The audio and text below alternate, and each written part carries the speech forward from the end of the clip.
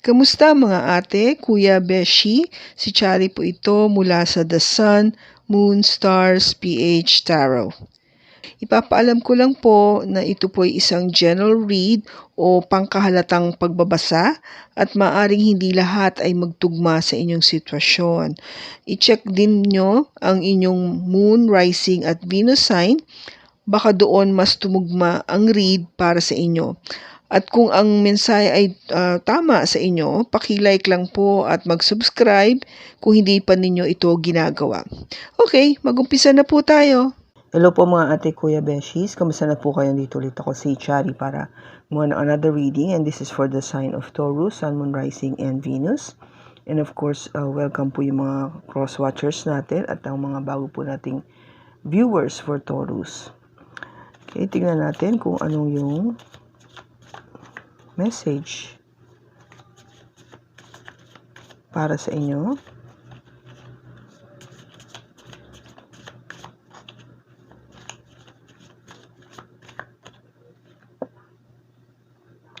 We have intense,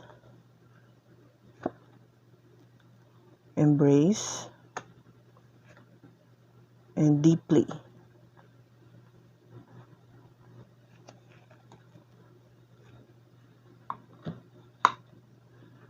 Okay, so ang intense po kasi dito is the intensity of the true soul connection includes great heights and great lows. So nakikita ko rito is parang yung nararamdaman nyo sa isa't isa is very strong po, malakas, no? Kaya nga intense, no? Yung nararamdaman nyo talaga yung isa't isa.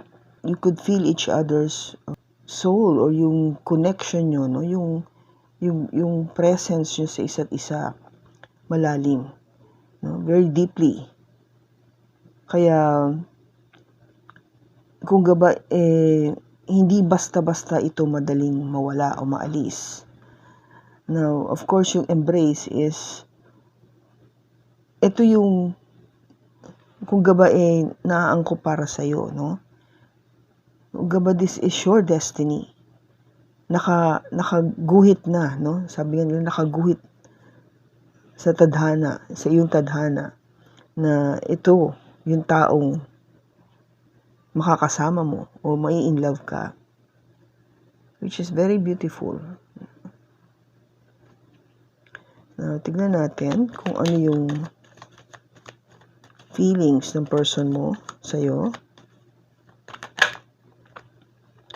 We have the Six of Pentacles,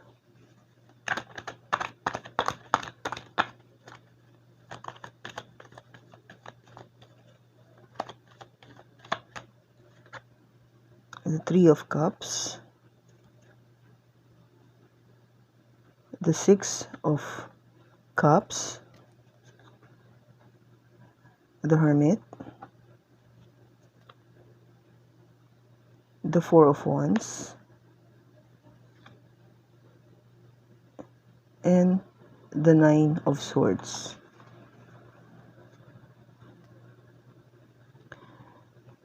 Okay, Taurus.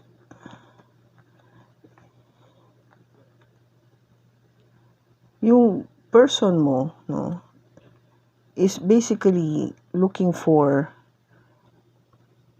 yung tinatawag nating equal give and take, no, yung relationship na patas kayo sa pagbibigay o pagtatanggap ng yung inyong pagmamahalan, okay? Kasi meron naman talaga na relationship na minsan mas madalas yung isang tao lang ang nagbibigay sa relasyon. So in other words, siya yung nagbibigay ng attention, yung pagmamahal, o siya yung mas nakakapag-alala, nagbibigay ng mga gifts, o laging andun, no, on top of everything pagdating sa mga special occasions. Ngayon, itong person mo wanted yung equal, patas kayo, no? Patas kayo in terms of everything. Sa relationship, sa paggagastos, kasi gastos is part of the relationship, no? Yung pag-date nyo na there were times na siya magbabayad o there will be times na ikaw naman para pareho nga, no? Pantay na pantay. Now, of course, itong pagpapantay na to is something na talagang ang gusto niya is most of the time is to have that me time with you. Yun nga, kasi with the Three of Cups, ang gusto niya is yung makapag-date, to have yung time na maging yung masolo ka niya, na parang kayo lang dalawa, nakakapag-usap, nakakapag-enjoy, you go out, you eat, you drink, or maybe kahit simpleng pagsha-shopping lang, stuffs like that, no? Yun yung gusto niyang mangyari. And kasi yung dating mo nga, no, which is yung nag-aano rito sa message na to, is because of the Six of Cups, no? Itong Six of Cups na to na card. Now, of course, ang sabi natin pag Six of Cups, this is somebody from your past, which is talagang either bumalik ito, no? Bumabalik ito sa'yo, o nakilala mo na to noong pa. So, meron talagang malalim na connection kayo. Kasi kung titignan mo, kahit na matagal na kayong magkakilala, and then hindi kayo nagkatuluyan before, o hindi kayo, something happens, no? Kahiwalay kayo. Pero now, babalik siya, kasi there is really that feeling na, kamusta na kaya siya? Naiisip ka niya, truly naiisip ka niya, kasi this, with the Hermit card, this is an energy coming from a Virgo. Malalim yung pag-iisip niya sa'yo. Malalim yung pag-aalala niya sa'yo. Nire-recall niya yung panahon na kayo o nakilala ka niya. This could be somebody na nakilala mo nung maliit ka pa, bata ka pa, nung childhood days mo, or somebody from your past. No? And then, of course, itong Four of Swords is giving you something to think about, kahit sa gabi. Kasi these two cards, pakita ko lang sa inyo, Taurus. These two cards, no? The Four of Swords and the Nine of Swords, they're both doing it nagre-rest na sila, nagpapahinga na sila. No? Ito yung patulog na siya, ito yung patulog na rin siya, but hindi siya makatulog kasi nag-aalala siya, no? Pinag-iisipan niya talaga mabuti. I think this person wanted to communicate with you, no? Gusto kanya makausap. Kung nagkahiwalay man kayo, for whatever reason, gusto niyang bumalik at magkausap kayo muli. Maybe that's why there is such worriness, no? Yung nagwo-worry siya. Maybe kung paano mo tatanggapin itong magiging response, no, pagdating sa pagsabi niya na I wanted to, have a talk with you or date tayo ulit. Okay, so tingnan natin kung ano yung energy mo for Taurus.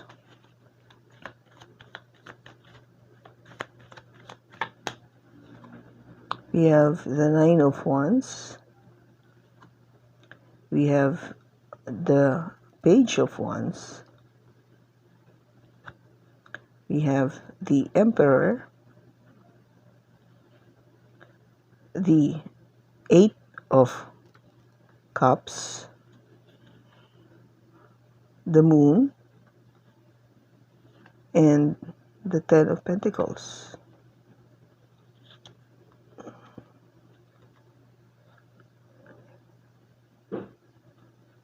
Yung bottom niya is the Hangman, pero on a reverse. Okay?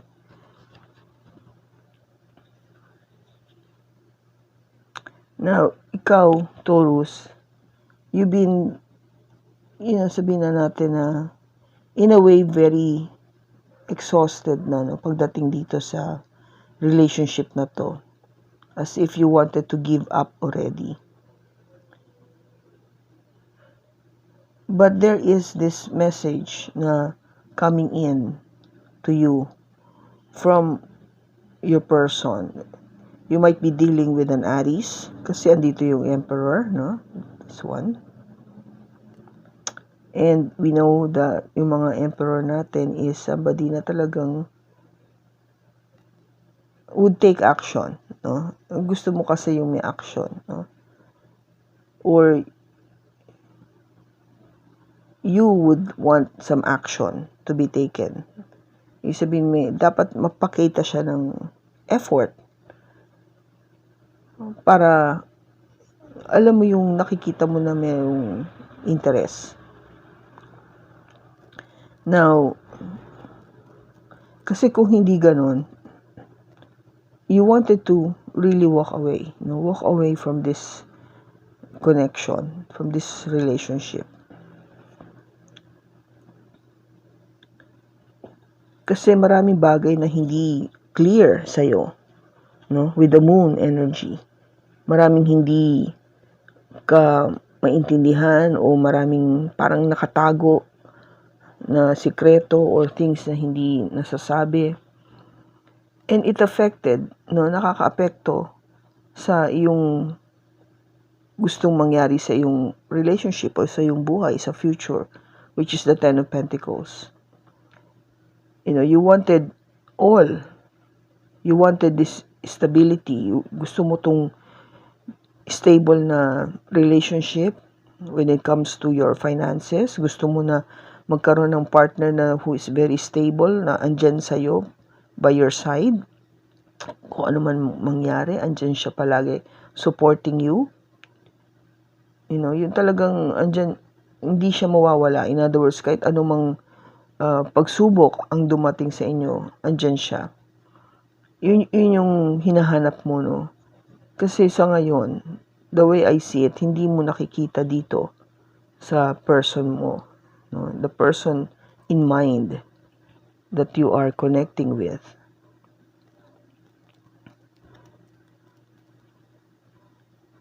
Parang everything is, but this is on a reverse. So it means that kung meron ka mang agam-agam before, hindi na, no? Everything seems to be more clear than ever.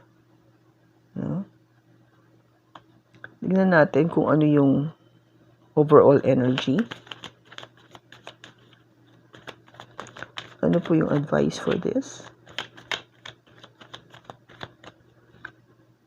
We have the Seven of Cups, the Seven of Pentacles, and the Sun. Okay. Bottom is the Magician. Maganda yung advice niya. Of course, ang sinasabi dito, Taurus, is with the Seven of Cups, you are given that option, no? Meron kang pagkakataon na pumili pa ng iba pang bagay o tao na gustong magawa o ma-encounter. But of course, it would take time.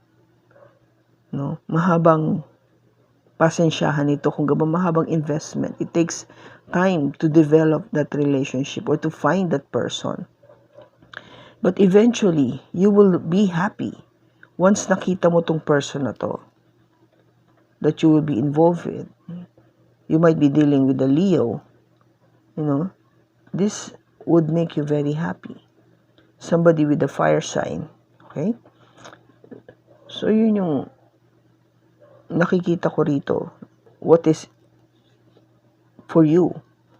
Okay? So, maybe that intense embrace and deeply feeling ng relationship or soul connection would be somebody from coming in sa future, with that would bring in the sun. Yung magdadala sa'yo ng tunay na kaligayahan. And if things are like this, it's worth waiting for. Parang inaano dito na you just focus first on yourself. Kasi dadating naman siya eh. You just need to be patient about it. Patience. This is patience. Kasi you're waiting for those, yung tawag nilang investment, or for you to reap, yung benefits. Hindi siya agad dadating as you wanted it to be, but it will come. Itong past person mo is wanting nga to talk to you, but it's really up to you, Taurus, kung pagbibigyan mo siya na makapag-usap kayo. But the way I see it is, oo, ano siya na wanted to change. He wanted to show you na this time, kung meron mang naging problema tayo, we can talk and discuss about it and see na talagang magawa natin ng solusyon. But everything, of course, depends on you, Taurus, kung kukunin mo nga o gagawin mo pa to. Kasi the way I see it is that you are considering walking away. Hanggang ba hindi mo siya bibigyan ng konsiderasyon? No? Because maybe I think your first card is saying, I had enough. I'm done. No? Parang pagod na ako. Okay, so it's really up to you kung ano yung gusto mong gawin with this past person. But there is somebody that will be coming in that will bring sunshine to you. Okay, so you have options, no? Which is what God or angel is saying, may options ka. Marami kang pwedeng pagpilian. Hindi pa ito yung last. Okay? So I hope nakatulong ito sa iyo, Taurus. Maraming salamat sa pagsama mo sa akin sa pagbasa na ito. Sa susunod po muli, ingat ka and God bless.